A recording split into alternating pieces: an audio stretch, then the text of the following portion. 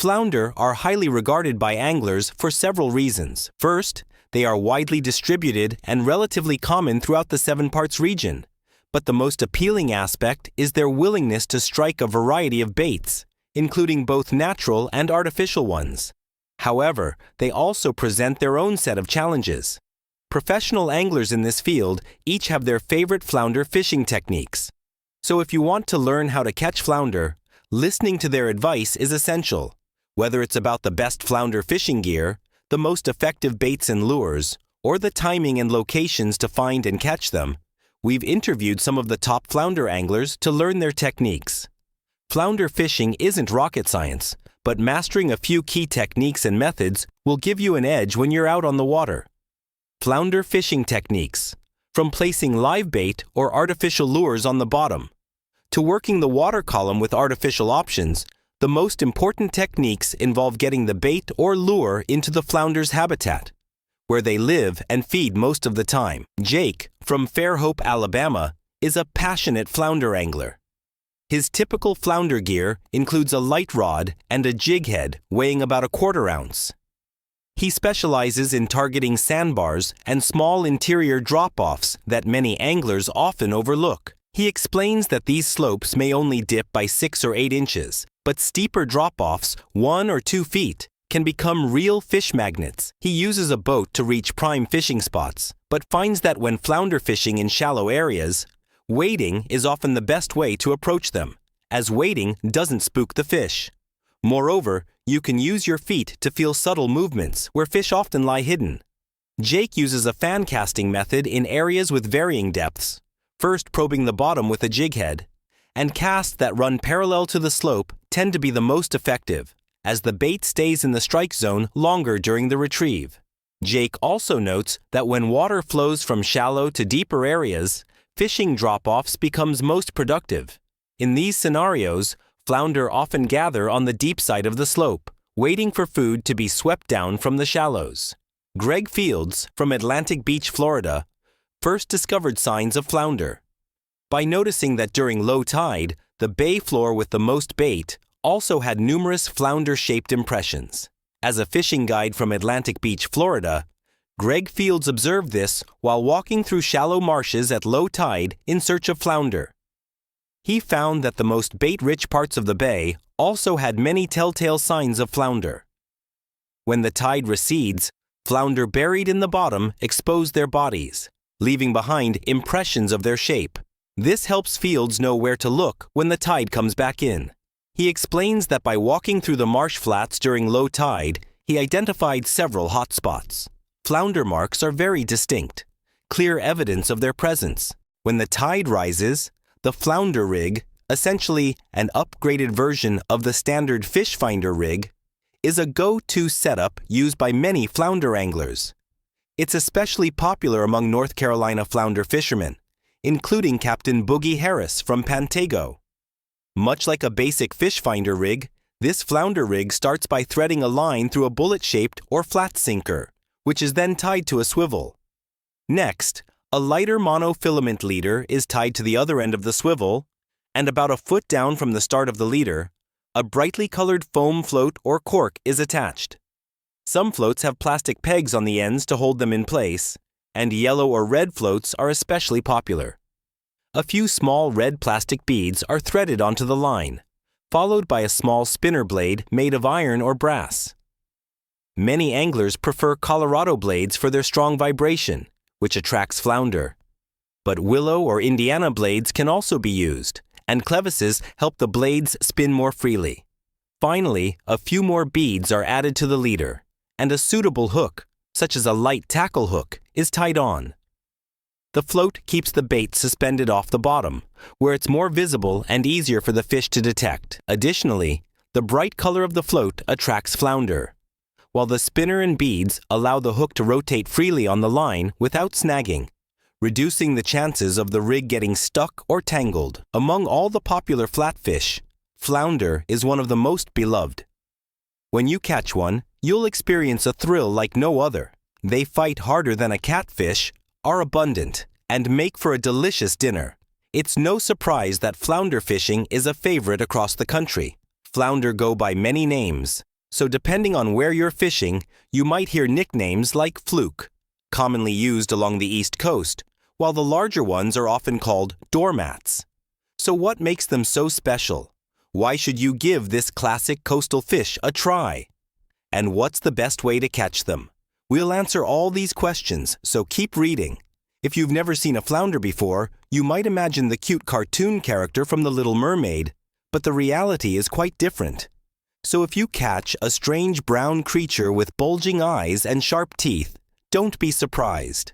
Along the U.S. coast, you can catch 3 types of flounder: summer flounder, winter flounder, and southern flounder. Summer flounder, often referred to simply as fluke, are found in the Atlantic, from Chesapeake Bay up to Maine and beyond. Winter flounder share much of the same range and are often found in the same spots. The main difference between the two is that summer flounder have both eyes on the left side of their head, while winter flounder have theirs on the right. Lastly, southern flounder prefer the warm waters of the Gulf of Mexico and the South Atlantic. If you want a shot at catching all 3 types of flounder, head to one of the Carolinas, where all 3 species live and spawn. Flounder are notorious ambush predators, with their dark brown color, eye shape, and eye placement making them incredibly effective hunters. These fish are opportunistic feeders, often burying themselves in sand or mud while waiting for unsuspecting prey to swim by. Then they strike. That's why the first rule of flounder fishing is to bounce your bait or lure along the bottom. This can be a challenge, as flounder like to hide near underwater structures and are influenced by them. Look for rocks, piers, docks, or fallen trees in inshore waters, and you'll likely find your target. Flounder tend to congregate around strong currents, as the fast-moving water brings them plenty of food. You see, they're not the hardiest fish out there.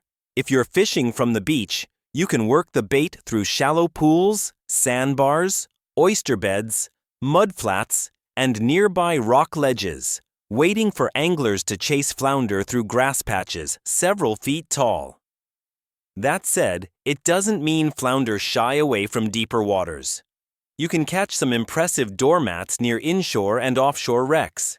Anywhere there's subtle bottom structure and plenty of bait fish, you're likely to find flounder. One of the many reasons flounder fishing is so appealing is that whether it's spring, summer, or fall, these fish are always ready to swallow your bait. Picture a middle-aged angler with a silver beard, wearing a baseball cap and sunglasses, proudly holding up his glistening flounder. The truth is, as long as bait is around, flounder will feed day and night. Everyone agrees that flounder bite best when the tide is moving. Smaller flounder tend to come out at night, while the largest ones feed around dawn and dusk. In spring, flounder return to shallow water after spending the winter offshore. Keep an eye out for their favorite food sources, and you'll hook up in no time. It's the perfect time to wade into the grass flats and fish flounder just a few feet deep. Areas near harbors, bays, and piers are particularly active. Early summer may be the best time to target flounder. As the temperatures rise, flounder shift from shallow waters to deeper spots, though they still stay relatively close to shore. For inland anglers, the best flounder bites are found in water as deep as 30 feet. During the hottest months, flounder fishing heats up both inshore and offshore. Fall brings unpredictable weather, but it also triggers the flounder's annual migration. Head to wind-protected offshore areas, and you'll find hungry flounder ready to devour anything in their path, including your bait. Brave the harsh weather, and your efforts might just be rewarded. In winter, things slow down as flounder become less active and harder to locate, especially during their spawning season. But that doesn't mean they can't be caught. It just takes more patience and skill. Now's the time to dive into some techniques to help you catch more flounder. If you're fishing from shore, you already have everything you need to succeed. Picture an older angler in a fishing hat and sunglasses, sitting in a boat and holding a massive flounder. These fish range in size from 1 to 20 pounds, with the average falling between 2 and 4 pounds. To catch them, You'll want a 7 tours to 8-foot medium action rod paired with a 2500 4000 size spinning reel, 10 to 20 lb braided line, and a 10-20 lb fluorocarbon leader. One tip to keep in mind: flounder love to hunt around underwater structures, which means there's a high chance your line could snag on rocks or debris or even get frayed. Be prepared for that and don't give up. You don't want hang-ups to ruin your fishing spirit. So make sure to bring all the gear you need for a successful flounder trip. You can use both live and dead bait to get their attention. As ambush predators, flounder are drawn to anything that moves. Your bait needs to show some life. You'll be fishing near the bottom, so your bait should always be dragged or bounced gently along the seafloor. Keep in mind, flounder bites aren't aggressive strikes, so you'll need to be especially attentive to detect when one hits. Proper bait placement is also crucial. You want it to land in their strike zone without spooking them. For live bait, we recommend using locally abundant bait fish like finger mullet, shrimp, minnows, or silver sides. These are all popular choices that can help you land a catch worth bragging about. When you feel a tug, wait about 10 seconds before setting the hook, giving the flounder time to fully bite down. Artificial lures are just as effective. Some say even more so, because flounder's body design helps them detect vibration. That's why you should use lures with strong motion and scent. Options like Berkeley Gulp, Berkeley Goat, jig heads, and soft plastic baits work great in deeper water. A strong scented mullet or shrimp imitator is also a good choice. Flounder are very scent sensitive, so if the artificial lure doesn't feel or smell right, they'll drop it quickly. That's why once you feel the bite, you should set the hook right away to avoid missing your chance. Once hooked, get ready. The battle is on. Next, let's take a look at some uses of our favorite flounder fishing rigs. The things that make flounder fishing magical. Bouncing a jig along the bottom is the best way to entice a flounder to bite, but you need the right gear. Luckily, flounder fishing doesn't have to be complicated to be effective. Watch this video for a step-by-step flounder fishing guide. Anglers in Hughes prefer using the Carolina rig, also known as the fish finder rig. You'll need an egg-shaped sinker, half an ounce is the sweet spot, and a 2-way swivel to keep the bait near the bottom. Additionally, you'll need a 1-foot leader and a small hook. For fishing in Hugh, this rig is highly versatile. You can let the bait sit still on the bottom or slowly retrieve it, making sure it stays in contact with the bottom. When it comes to artificial lures, jigs are a great choice. The size of the jig head depends on the depth of the water. If you're fishing in shallow water between 2 to 5 feet, a 1 to 4 ounce jig works well, though anglers often prefer going lighter, around 1/8 ounce. A 3 to 8 ounce jig is ideal in most situations, keeping the bait on the bottom and ready for hungry flounder. If you're casting into ultra-shallow water, you can use a float. Even if the bait doesn't touch the bottom completely, it's still close enough for flounder to strike. A combo of a 3/8 ounce and 1/8 ounce jig, spaced 1 foot apart, can yield great results. Our favorite ambush predator can't resist movement and strong scent. If your gear bumps into them, they might spook, but if it's drifting within their line of sight on the bottom, just stay patient. You'll eventually hook one. The general rule is to retrieve slowly. Whether you're using live bait or artificial lures, give the flounder time to see and chase the bait, especially when using Berkeley Gulp. Be sure to retrieve it slowly to keep the bait dancing along the bottom, making it irresistible. You can also try the hop and drop technique. Twitch the rod twice, lower the rod tip, and slowly reel in the slack. When using a double jig rig, be sure to move the rod with each bounce, keeping the bait in contact with the bottom. Just remember, double rigs are less sensitive, so it might take practice to recognize when a flounder bites. If offshore wrecks and reefs are your playground, try vertical jigging with scented curly-tail grubs. Flounder fishing is gaining popularity. Texas is a great place to try this. Flounder swim closer to shore to feed at night, and you can even use a simple gigging spear to catch them. It's a fun and unique way to experience flounder fishing. The Atlantic coast and Gulf of Mexico are full of flounder. But there are also legendary hotspots. You can fish for flounder in saltwater, bays, marshes, mudflats, inshore areas, and offshore. Here are a few top spots you won't want to miss. Flounder belong to the suborder of flatfish, which includes several families, though flounder only fall into a few of them. For anglers in the mid-Atlantic region, the summer flounder from the flatfish family is the one to focus on. Outside of our area, flounder are mostly found in estuaries and coastal waters along the Atlantic and Gulf coasts. In the Atlantic, they inhabit both inshore and offshore waters from Nova Scotia down to the east coast of Florida. Flounder have a distinctive flat posture like most flatfish. They are, of course, flat and swim sideways along the bottom. That's why their eyes are set on one side of the head, with both eyes facing upward. Flounder are also known as chameleons of the sea because of their incredible camouflage. All species have brownish bodies, white undersides, and are covered in eye-like spots. However, the spot pattern and eye side vary by species. Summer flounder typically have 10 to 14 large spots, always on the left-facing side. It's also worth noting that spotted flounder are known for their sharp, large teeth. Summer flounder usually weigh between 3 to 6 pounds, with their width being about half their length. Their average length ranges from 15 to 22 inches, and they live about 12 to 14 years.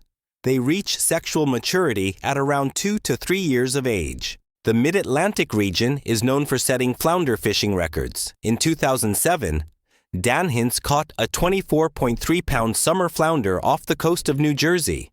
But the record was disqualified due to an IGFA rule violation at the boat. Summer flounder may be fished year-round in the Chesapeake Bay and most tidal waters, except in the Pocomoke River Basin, where the Pocomoke Fisheries Commission sets a recreational fishing season. As for the best time to fish for flounder, it largely depends on their migration patterns. If you follow our fishing reports, you'll get a good sense of when flounder are showing up in the bay and inshore waters. Flounder typically migrate offshore in early fall through winter to spawn, so the best time for beginners to fish for flounder is from spring through fall, when they move toward river mouths and nearshore areas. In coastal waters, the ideal time to fish for flounder in the fall is during their migration from inland bays to river mouths, as these areas tend to hold higher flounder concentrations. And the same goes for spring. Here's a breakdown of the seasons. In summer, fishing in bays and inlets is excellent, especially around wrecks and reefs. In fall, fishing in bays, inlets, and nearshore coastal waters is productive. In early fall, flounder are first caught at the entrances to coastal bays. If you're catching a lot of undersized flounder, be sure you're aware of the minimum size requirements and regulations in your area. Flounder management is overseen by the Mid-Atlantic Fishery Management Council and the Atlantic States Marine Fisheries Commission. Their websites provide detailed information on both recreational and commercial flounder fishing regulations. While there's plenty of fishing opportunity in tight inshore spots, record-class flounder are usually found near wrecks and reefs located 10 to 25 miles offshore. However, this type of fishing can be tough for beginners. You'll need an ocean-worthy boat or join a charter trip and be prepared to deal with strong currents and rough weather. In early spring, flounder are often found in very shallow waters, sometimes just 1 or 2 feet deep. But as the weather warms up, most anglers fishing in bays and inlets will find flounder in depths ranging from 5 to 30 feet. The best way to find the right depth is to drift across productive spots. Once you get a few bites and figure out the depth where flounder are holding, you can anchor down and focus your efforts. Wherever you fish, adjusting your target depth according to the tides can be helpful. Rising tides usually push flounder into shallower water, while falling tides will move them to deeper areas like channels. In the Mid-Atlantic, there are some well-known annual flounder gathering spots that we've covered in previous fishing discussions. If you want to catch a giant flounder like the one in Steve Shandy's photo, the following fishing tips may help. When it comes to flounder fishing, you have many options. The most common techniques include bottom drifting and bottom bouncing, but we recommend reading up on some basic flounder fishing tips to get the necessary background. The spot you choose to fish will determine the best bait, gear, and techniques depending on whether you choose a bay, an inlet, or the open ocean. If you're planning to fish for flounder in bays, inlets, or other shallow areas, check out our article on fishing the Galloway bays and inlets. Or if you're more interested in deeper water, take a look at 5 tips for deep water flounder fishing. For beginners, a squid-flounder bait combo is a great option. Cut a squid into a fish shape and attach it to the hook. Live bait also works well in the fall. For catching trophy flounder near reefs and wrecks, heavier tackle is necessary. Use 3 to 5 hooks on a 30-pound 3-foot leader and a 4 or 8-ounce sinker. A double-drop bottom rig is a good setup for this type of fishing. A light leader or jig head, ranging from 1/4 to 1/8 ounce, and a leader line between 24-30 inches is ideal, using a heavier leader or jig head from 2 to 5 ounces. Use a 15 to 20 pound test leader, typically braided line with a double knot running leader. For bait anglers, rods and reels should be rated for 15-30 pounds. For artificial lure users, opt for lures weighing 1 to 2 ounces with 4 or 6-inch soft plastic bodies. Bouncing lures along the bottom works great for flounder. Keep in mind, when bottom bouncing, most anglers choose slightly lighter lures. So, are you ready to go flounder fishing? We hope you are. When you're ready to expand your fishing horizons, be sure to check out all the articles in our beginner fishing series. Flounder go by different names in different regions, but no matter what you call them, we all know they're aggressive, tasty predators that are fun to target in many conditions. Any good angler knows that before you learn how to catch flounder or any fish, you first need to understand their biology. This helps you grasp key facts, understand fish behavior, and know where to find them, as well as how they react to different types of bait. For flounder, it's important to remember that they are bottom-dwelling predators. They often bury themselves in sand or mud with only their small eyes exposed, blending into the environment, making them difficult to spot. Flounder are opportunistic feeders, meaning they'll quickly take advantage of any bait or scraps they come across. While their eyes are small, they are the primary way flounder locate food. Their dietary preferences vary by region, but generally, flounder feed on shrimp, crabs, smaller flounder, and bait fish like sardines, flying fish, grouper, and anchovies. In the U.S., flounder fishing is possible from Maine to Florida, and even Texas. Now that you know a bit more about flounder, it's time to learn how to locate and catch more of them. When targeting flounder, consider key factors like tides, weather, water temperature, and geography. The first thing to remember is that flounder need water flow in strategic areas to feed. They often hide beneath rocks or other bottom structures, camouflaging themselves. Current is critical for flounder because it pushes shrimp, crabs, and bait fish into their strike zone. Areas with good current, like piers, creeks, and channels, are great spots to catch flounder. Once you find a place with solid water flow, remember that flounder aren't in the fastest current. Instead, they prefer areas where the current slows down, allowing them to comfortably ambush prey. Considering weather is also crucial, as it directly affects fish positioning, current behavior, and bait distribution. Water temperature matters too. When it drops below 58 degrees Celsius, flounder tend to move to deeper water near wrecks and rocky reefs. Once the temperature climbs above 60 degrees Celsius, it's prime time for targeting flounder in nearshore waters. As mentioned, location is everything when fishing for flounder. Finding a good fishing spot requires a mix of structure, current, and bait or predator activity. Once you hook a flounder, remember to stay in that area. Flounder often group together and feed in schools. Next, let's discuss how to use artificial lures for flounder. Artificial lures are favored by many top flounder anglers for a simple reason. They're incredibly effective and eliminate the hassle of dealing with messy or spoiled bait. Picking the right flounder lure is important, so make sure you have a variety ready to match changing fishing conditions. White curly tails, spoons, and twister worms are essentials in any flounder tackle box. Some of the best artificial baits for flounder are scented ones. Berkeley gulp shrimp is especially popular, but other scented soft plastics like paddle tails or grub worms work just as well. At the end of the video, don't forget to like, follow, and share. See you in the next one.